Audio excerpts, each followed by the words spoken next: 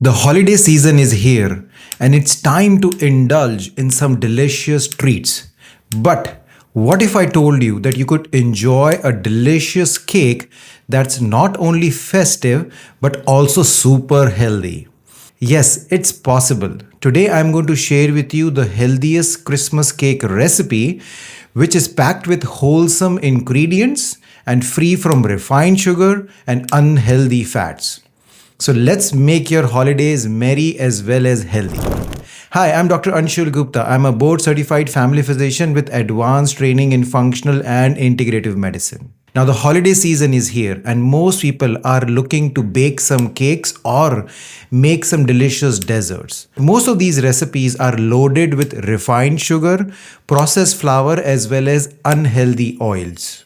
That's the reason I wanted to create a recipe for my patients and people like you who want to be healthy but still want to enjoy their festival season. So, this recipe is full of nutrient dense ingredients like nuts, dried fruits, spices that will give you the festival flavor without any guilt. So, for most of my patients who want to be healthy, as well as they have several chronic diseases like thyroid, weight issues, gut problems, I recommend them to stay away from refined sugar, gluten, refined flour, as well as unhealthy fats. So, this cake is not going to increase your sugar levels. It is not going to worsen your insulin levels. Instead, it is going to give you a lot of antioxidants, vitamins, and minerals to support your health. So let's get started over here. Let me first share with you the ingredients you will need to prepare this cake, and then I'm going to walk you through a proper recipe of how to make it properly and consuming it. So let's start with the ingredients. So there are three different kinds of ingredients you need over here. One is dry ingredients, the second one is wet ingredients, and the third one will be fruits and nuts. Obviously, you can customize this recipe based on your cultural needs as well as taste profiles, but this is a recipe which has worked for majority of my clients. So let's start with the dry ingredients first. So for that, you will need 1.5 cup of either almond flour if you want to make it a gluten-free cake, or you can use whole wheat flour also. Then you need half a teaspoon of baking soda, 1 teaspoon of cinnamon powder. Now, cinnamon powder is very important here because it is going to help you not increase your sugar levels as well as improve the insulin sensitivity. So, very important ingredient. Half a teaspoon of nutmeg powder. If you do not have access to nutmeg powder, you can always skip this also. And half a teaspoon of ginger powder. This is again a very important ingredient because ginger has anti-inflammatory properties as well as improve the digestive capabilities of your stomach and reduces inflammation in the gut also.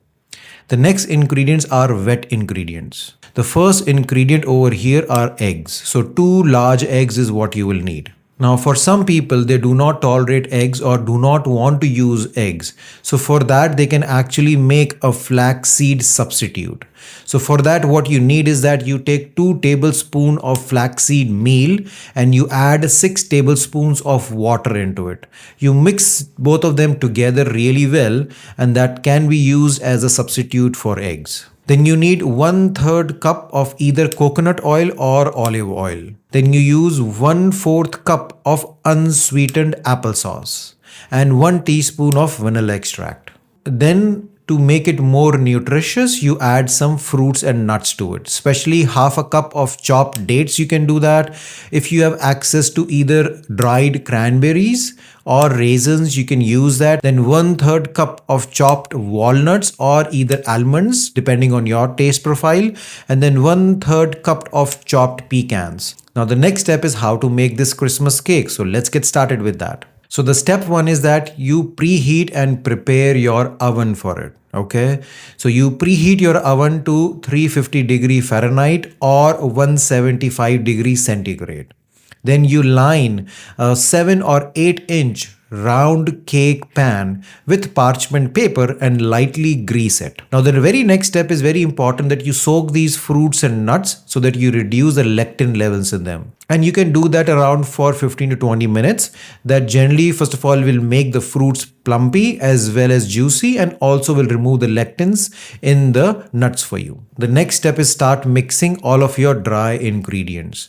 So for that, you take a large mixing bowl, combine your flour, which can be either whole grain flour or almond flour. Then you take your baking soda, cinnamon powder, nutmeg powder, and ginger powder and mix all of them by whisking them really well. Then in another bowl, you have to mix all of your wet ingredients first. So then you whisk together your eggs, your coconut oil, your applesauce, and your vanilla extract. And you need to whisk it together until this is a smooth mixture. The next step is to combine the wet and the dry ingredient together. So for that, you add gradually the wet ingredient slowly to your dry ingredient. Make sure you are mixing all of them together all the time so that it is mixed thoroughly. Then the last step is to add your nuts and fruits into it. So make sure you drain all of the water and then add them to this cake batter. Now the next step is to start baking. So for that, you pour this batter into the prepared cake pan, and you also make sure that you smoothen the top so it looks really good that way. And then you start baking it for 30 to 35 minutes. Now around 25 to 30 minutes, it will be good to take a toothpick and insert this toothpick in the center of the cake and see if it comes out clean. If it comes out clean, that's what we want. That means your cake is properly baked.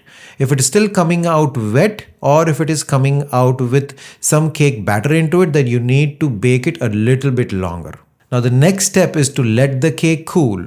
So you take out the cake from the oven and you let it cool completely in the pan before you transfer it into the plate. Now as an addition, if you want to garnish this cake, you can use some fresh orange zest to garnish the cake, which also gives it a little bit more orangish festival flavor to it. Now if you want to add an extra ingredient, you can always use a coconut whipped cream on top of this cake to make it more delicious. But obviously that adds a little bit more fat as well as sugary content to it. Now this cake is really great because, as I said, it gives you a lot of nuts and seeds which are really great for your health. Plus it is using a lot of different spices like ginger, cinnamon into it, so that will not let your sugar to rise up and not have you gain weight on this cake recipe. Plus it is gluten free and dairy free because we are not using those ingredients. Plus we are not using any processed sugar into it. So that's the reason, even though this cake is really delicious, still it will not harm your health